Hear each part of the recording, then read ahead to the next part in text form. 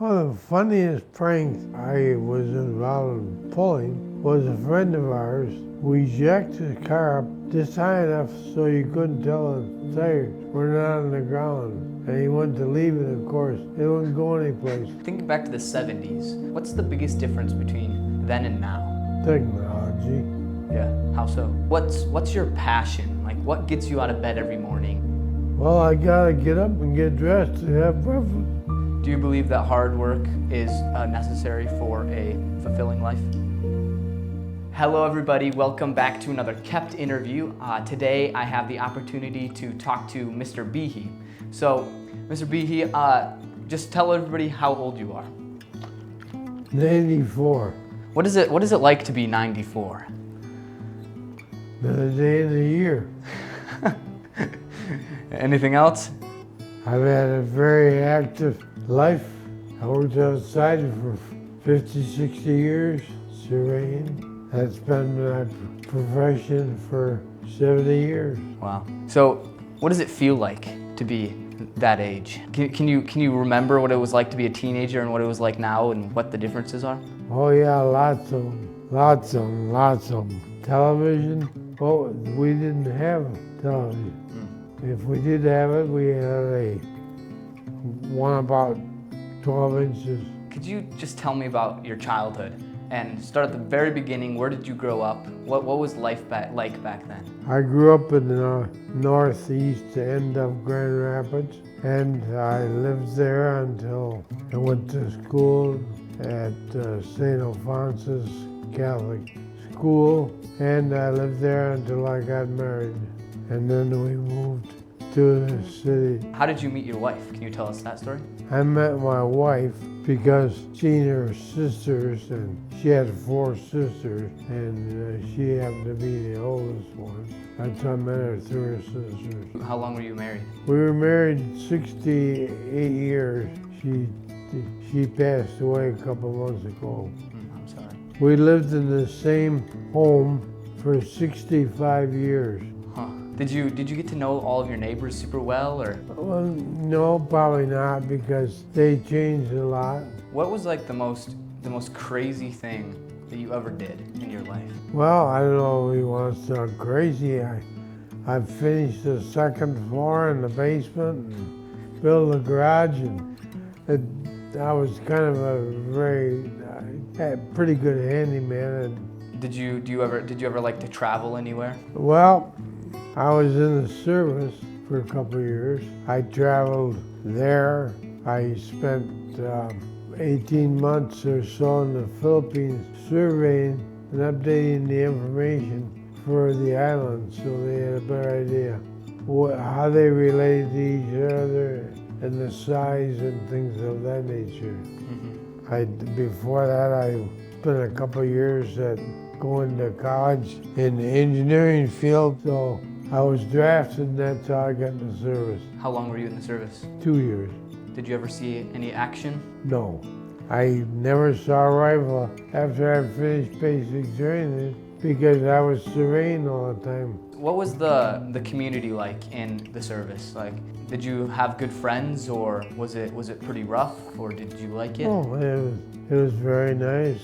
Oh yeah, all our friends were Grand Rapids or Wyoming. Throughout this time, did you go to church anywhere? What role has religion played in your life at all? We were members of a Catholic church. We went there. My children all went to school there. All 6 of our children went to school there. And then to college. I had 4 children graduate from Michigan Tech. You know where that is? Yeah, that's pretty prestigious. Well, it's probably pretty far away from here, yeah. 550 miles about. And then where did you go to college? I went to college for a couple of years at Aquinas College, and that was it. And I got drafted. Gotcha. Do you remember anything that happened while you were at college? Any stories or anything? Well, the funniest prank I was involved in pulling was a friend of ours. We jacked his car up just high enough so you couldn't tell the tires were not on the ground. And he wanted to leave it, of course. It wouldn't go anyplace. All right, I got some written down questions here. What is, throughout your entire life, been your biggest regret and why? I don't know. Can't think of anything like that. You pretty happy with how things turned out? Yes, I guess I believe so. We had a very good family of 6 children, like I said. They're all pretty active.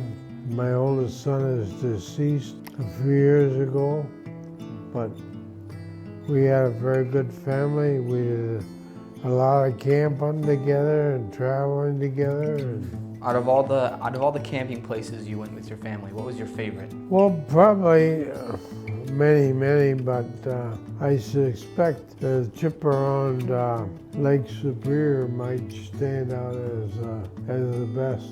And we were at few national parks and few lakes around Michigan. And So you went all the way around Lake Superior? Is Yeah. that what you said?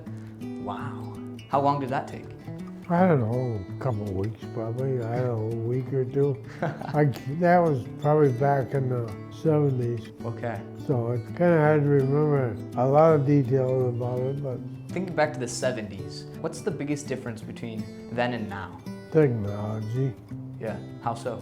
Because when I started in Serene back in the 50s here in the area, you had what we call a transit, which is a instrument which you can turn horizontal angles and things of that nature.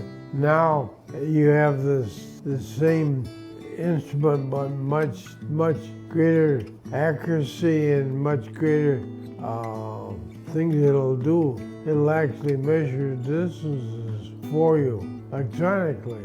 By pressing a button, it'll calculate all kinds of things for you, which you had to do before with a calculator, but now you can do it all electronically just by pressing buttons. Does that take some of the skill out of it at all? No, Okay. my wife and I were involved in a reenactment group in the history of Serene, Land Serene, and that would be the one question people would ask. Well, we can do this, and if you don't know your principles in your profession, what you can do and what you can't do, you're out of luck. I don't care what technology has come along. If you don't know some of the basics, you're in trouble. This job surveying you did throughout your entire life, did you like it? Well, yeah, Yeah. I guess I did, because I been doing it. Yeah. Do you believe that hard work is necessary for a fulfilling life? Yes, I used to dig holes in the road and pound stakes and all part of the job. And with Serene, in my opinion, you may be doing the same thing day after day, but maybe in a different location. I have traveled all over the state of Michigan just about Serene, so.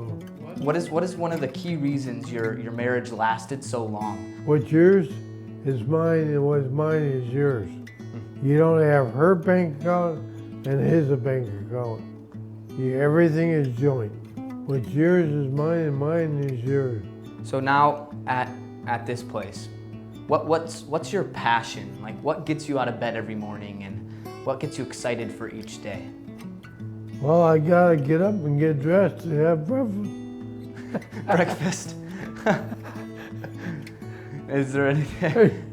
You know, you can't go to the dining room and you be PJ like you might do at home. Is there anything you're working on right now that you are really happy about, or anything like that? I'm just trying to get over the loss of my wife after many years, as we said. And sometimes I have some bad nights and sometimes I have some bad days, but you just gotta go on and do the best you can. How would you comfort those who, like you, are struggling with a loss? Just day by day, do the best you can. So throughout your entire life, what was something you're really just proud of? Yeah, I did that. I'm proud of that. Well, I've been proud of a couple places I've been, okay, that most people never think of ever going. Like where? I've been up to the top of Mount Sinai. I worked in Cairo, Egypt for a year, Serene. Yeah. Every weekend, we would try to do a little traveling around. And so the one weekend we planned to go to Mount Sinai, and there's a monastery at the base. We stayed there and walked up to the top. There's a little chapel on the top, and that's where the burning bush is. You read about in the Bible too. Have you ever had any near-death experiences throughout all the trips you've been on? Have you ever been close to dying? I wouldn't say close to dying, but I'll tell you a story that you'll find hard to believe probably, but we were on our honeymoon and we spent 10 days in the hospital because I cracked 3 vertebrae in my neck. How? I was sleeping in the back of a station wagon, and my wife went off the road. I don't know if she fell asleep or the sun blurred or what. She went into a ditch and the car stopped. And of course I didn't. I put a big bowl in the front seat, and I ended up in the hospital for a couple of weeks with a 10-pound brake, 10 pounds pull on my neck for a couple of weeks. Yeah. On your honeymoon. Yeah. Good honeymoon. What is something you miss from your past? I don't know. You got more than you ever had now, so I don't know how you can miss anything. I did a lot of photography. I used to do all my own work. Really? Yeah. Okay, so that's speaking my language. I like photography. What did you like to take pictures of? Well, I have pictures of many falls in Michigan. I have pictures of the Mackinac Bridge from the air, under the bridge and over the bridge. Okay. What kind of camera did you use? Leica. All right. You ever hear of it? I haven't. It's a better camera than a Canon. Really? Okay. Yes. Some people might get mad at you for saying that. Canon is... I don't care. I mean, I wanted to buy a Canon when I was in the service, but I couldn't get it.